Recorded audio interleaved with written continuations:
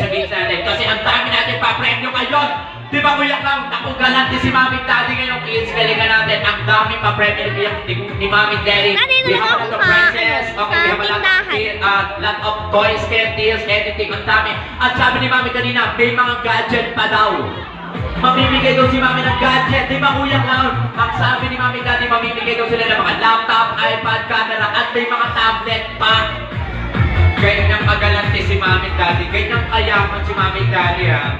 O okay lang, sa sobrang yaman ni Mami Daddy, si Mami Daddy nagpatayo ng court. And kanila yan, actually kanila yan. Garahe lang nila yan. Ganyang kayaman yan si Mami Daddy, ha? Actually, gagawin nilang farm yan, eh. Ginawang court na lang, parang mapakinabangan ng barangay. O, diba? Kaya, kita mo, okay, nandiyo